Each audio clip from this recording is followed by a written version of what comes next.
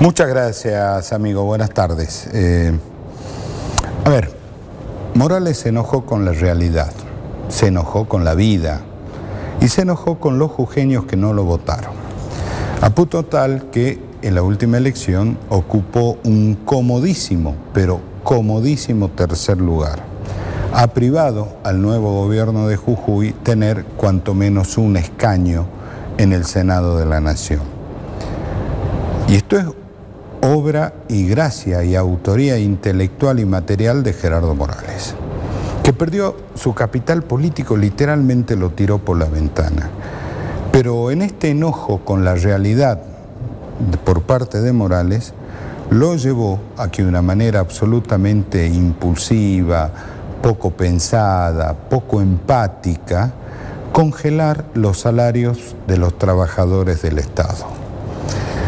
Este congelamiento de los salarios de los trabajadores del Estado ha llevado a que el día de hoy la gente que trabaja en el Estado provincial haya perdido significativamente el poder adquisitivo. Por orden de Gerardo Morales no va a haber aumento salarial para los trabajadores del Estado, simplemente va a haber un bono, no se sabe de cuánto va a ser, pero va a haber un bono. Y punto, y que se den por bien conforme. Y esto tiene que ver con el enojo de Morales con la realidad.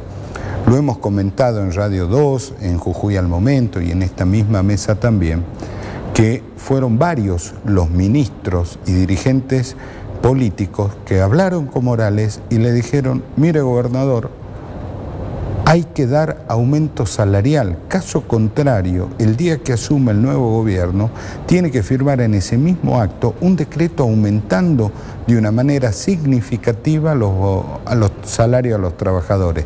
Caso contrario, va a comenzar la gestión en un clima de absoluta conflictividad y con justa razón, con justa razón, porque los salarios de los trabajadores del Estado ha caído estrepitosamente, culpa de la inflación, entre otras cuestiones.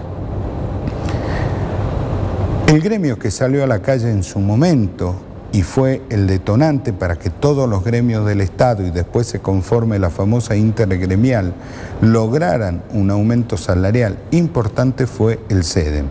Y hoy el CEDEM ya está en un plan de lucha. El día sábado hubieron algunas asambleas y de esto vamos a conversar hoy, ¿no? De estas dos cuestiones. Primero, el atraso salarial que tienen. Segundo, la demanda. Y tercero, cuánto es que ha perdido el poder adquisitivo de los trabajadores del Estado.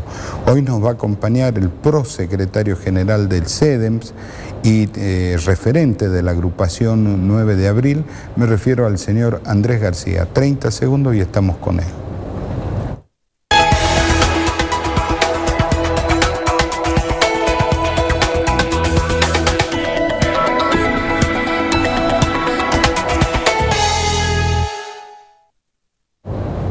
No quiero alimentar las internas en el CEDEM. Andrés García es prosecretario gremial, no general. Andrés, gracias por estar. ¿Qué tal? Gracias. ¿Iba a ser dura la interna o no? No. Pero la aclaración valga, prosecretario gremial. Andrés, hoy, si yo tomo el día de hoy, desde junio, que fue la gran lucha docente, ¿cuánto ha perdido el poder adquisitivo de los docentes de nivel medio y superior? Bueno, esto es importante señalarlo porque es lo que el gobierno no quiere decir, ¿no? Quiere agarrar números de inflación nominales, pero no hablar de lo que estamos perdiendo en cuanto al poder de compra. Esto lo hemos analizado, como decía usted, en asambleas el sábado pasado, un estudio colaborativo que nos acercó Gastón Remy y que lo pudimos estar intercambiando con los docentes. Si usted agarra el salario inicial por un cargo, que hoy está en 210.000 pesos, con respecto a junio o entre junio y septiembre, se perdió un 25%, del poder adquisitivo. ¿Sí? Es un número, Es un número muy importante al calor de la enorme inflación que estamos viendo. Bueno, el último dato de la DIPEC para Jujuy es 14,3 en el mes de septiembre, que son valores que se van disparando, ¿no? Luego de la devaluación del ministro Massa el 14 de agosto. Y si yo esto lo proyecto a diciembre, ¿cuánto podrá ser la pérdida del poder adquisitivo? Siempre teniendo en cuenta que la información que estamos manejando es que es el propio Morales el que no quiere dar aumento. Claro, bueno, esa es la preocupación que hace a lanzar este plan de lucha que usted hablaba. Si esto se proyecta, bueno, habría que calcular bien los números y también hacer una proyección sobre todo de los números de inflación, que pareciera que van a seguir manteniéndose en 2 dígitos o creciendo, pero el cálculo que hacemos nosotros, que si se congelan los salarios y terminamos una realidad de tener que volver a discutir recién febrero o marzo, de verdad, una paritaria, bueno, vamos a estar retrocediendo a lo que estábamos antes de junio, ¿no? Bueno, acordémonos que con la gran lucha, o la lucha que se dio entre junio y julio, pasamos de estar entre los salarios más bajos, gracias a esa lucha, a poder tener una recomposición luego de 8 años de pérdida salarial. Ahora, pero esta ya se licuó, esta recomposición. Claro, esta recomposición se está licuando, por eso vemos necesario la importancia, en primer lugar. Bueno, ahora nos citaron a paritarias para el día viernes. Perdón, ¿paritaria o mesa técnica? No, conversaciones salariales en el marco de la paritaria, ese es la terminología textual, pero sí, es paritaria, pero ya el mes que pasó o que está pasando no tuvimos paritaria, entonces ese es otro incumplimiento cuando se había planteado que mes a mes nos tenían que convocar a paritarias para ir haciendo una actualización de acuerdo a la inflación. Bueno, esos son incumplimientos del gobierno y una política clara de congelamiento que afecta a los docentes y ni hablar a los municipales, a trabajadores del Estado, que es importante señalarlo, porque bueno, la realidad que vivimos con esta alta inflación afecta al conjunto de la clase trabajadora. Ahora, Andrés, el viernes, cuando se sienten ustedes con gente del Ministerio de Economía, seguramente será gente del Ministerio de Trabajo, de Educación, este papelito, ¿qué propuesta lleva? Bueno, lo que se discutió en asamblea, en primer lugar, porque no solo está la pérdida del poder adquisitivo, que lo señalábamos recién, alrededor del 25% para un salario inicial por un cargo. Además, tenemos el desfasaje con la canasta básica familiar, que es lo que hoy marca la línea de pobreza. ¿Cuánto está hoy una canasta básica total familiar para el INDEC, o sea, a nivel nacional? 320.000 pesos. En el caso de Jujuy, la DIPEC publicó 295.000 pesos, o sea, quien hoy tiene... 20.000 pesos de diferencia, 25.000 pesos. Quien hoy tiene un cargo sin antigüedad que recién se inicia y llega a los 210.000 pesos, está 85.000 pesos por debajo de la canasta familiar o la línea de pobreza. Ni hablar los profes y las profes que tienen pocas horas, ¿no? Esto es una realidad de la que el gobierno pareciera no querer hablar. Entonces, nos parece importante, en primer lugar, que ningún docente puede cobrar menos que la canasta básica total.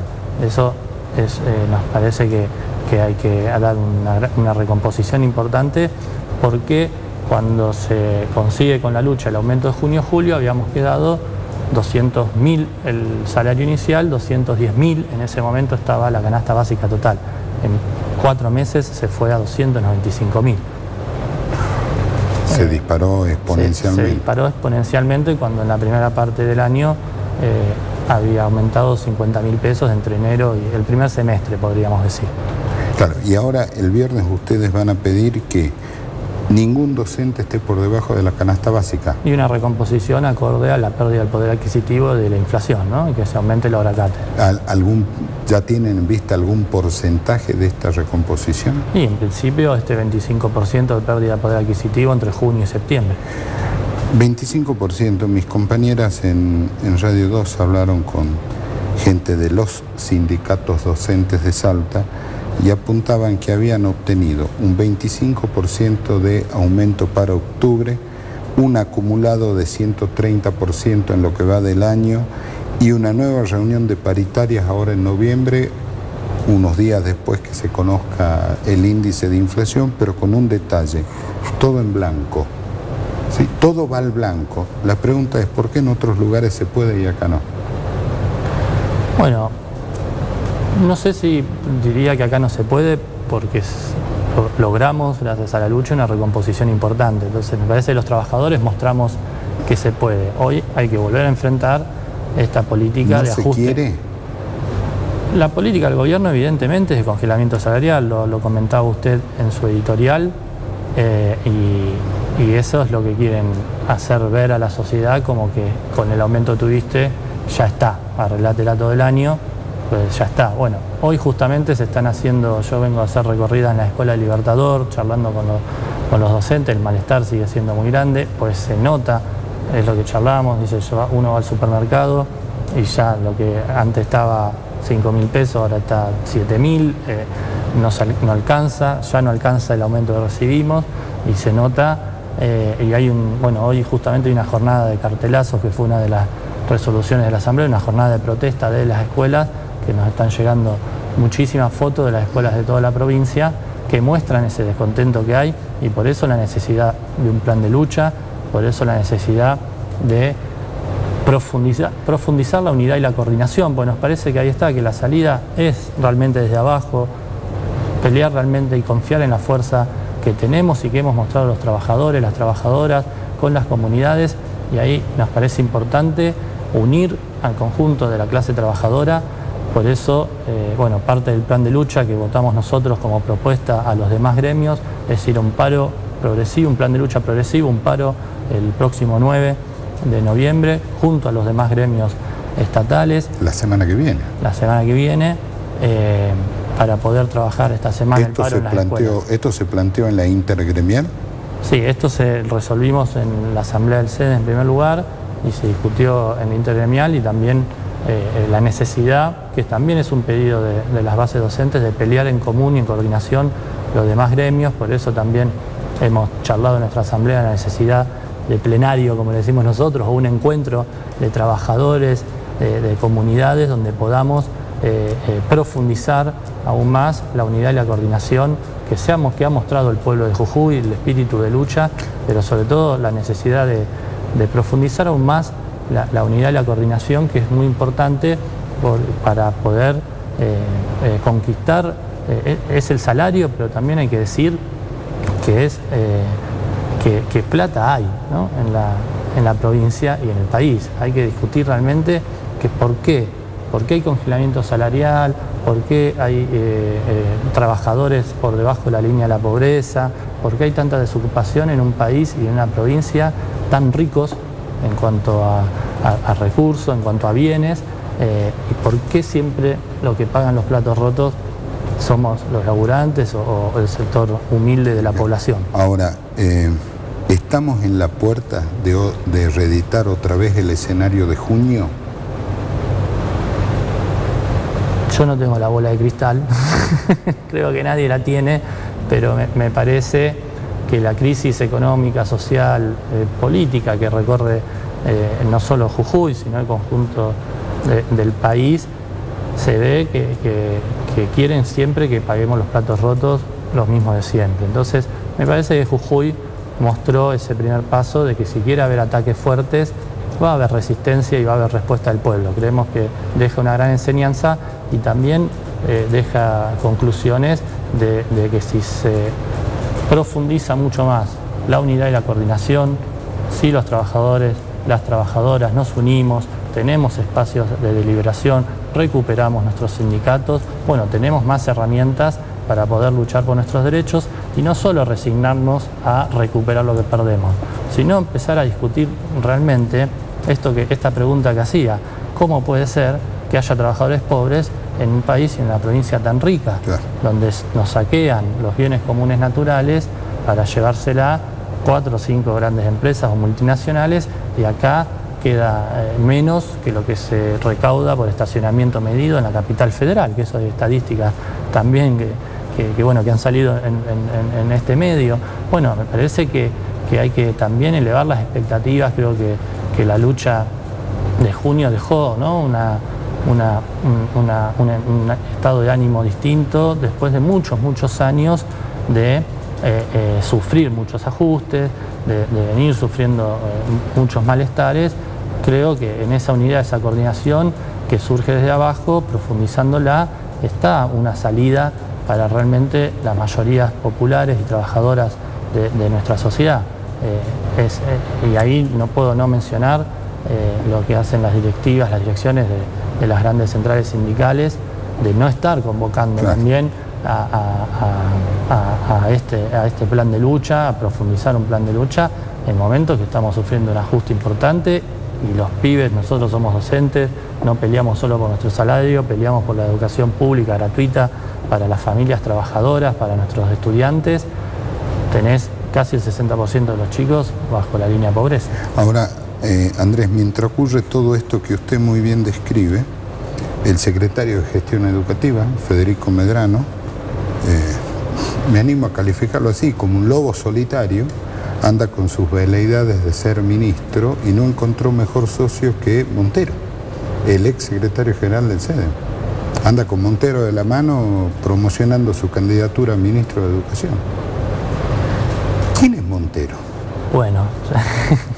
Le pregunto a usted porque está dentro del CEDEM y heredó Montero, ¿no? Sí, habla mal del señor Medrano tener esas juntas, ¿no? Me parece que es importante que lo señale usted, me parece que es una realidad y preocupa. Montero hoy es una persona que está imputada y procesada por administración fraudulenta, por haber dejado nuestro sindicato, él junto también a la última comisión directiva o sobre todo con quienes terminó conduciendo la última etapa, ha dejado el sindicato con millones y millones de pesos en deuda que se cuentan en más de cientos, con casas comerciales, con juicios.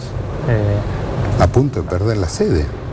Sí, eso ahora no estamos en esa situación, venimos con mucho trabajo recomponiendo muchas cuestiones, pero sí es verdad que han dejado una deuda impagable con una administración fraudulenta, que bueno, eso está procesado e imputado en la justicia. Bueno, en su momento acuérdese que cuando se estaba denunciando el fraude electoral lo recibían en el Ministerio de Educación.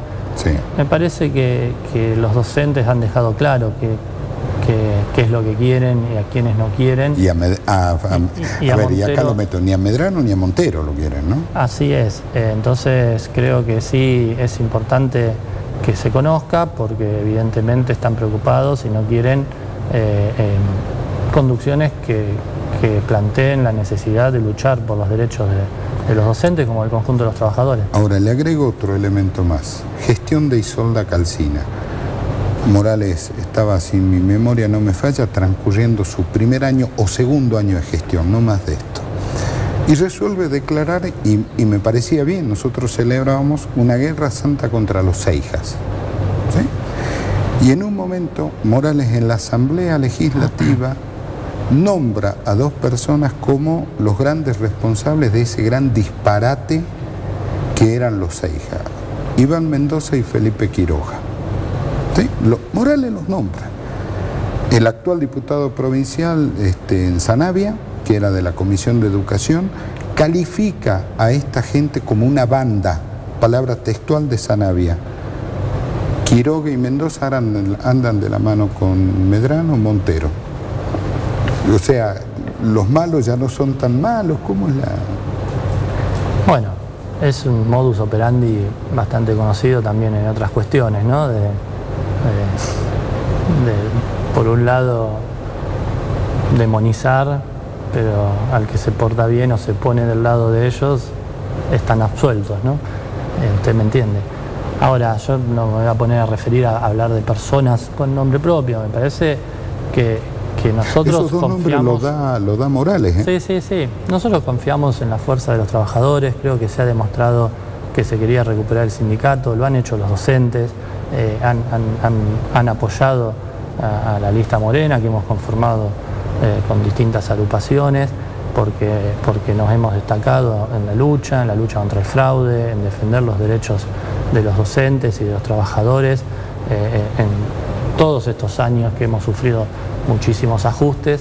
Por eso me parece que obviamente uno tiene que estar alerta o atento y que se conozcan esas, permítanme el término, tramoyas que se van haciendo en los pasillos, pero confiamos muchísimo en la fuerza de los trabajadores y sabemos que conocen e identifican muy bien quiénes están del lado de la lucha por los derechos y quiénes han estado de otro lado. Entonces me parece que hoy, al nivel de la enorme crisis que vive el país y la provincia, creo que tenemos que apostar a esa fuerza de los trabajadores, como te decía antes, a unir y coordinar aún más de lo que hemos hecho en junio y en julio, porque se necesita realmente ir en el sentido no solo de fortalecer un plan de lucha ahora, que a mí me parece importante hablarle a los compañeros y compañeras que ahora están en las escuelas, que como te decía veníamos a recorrer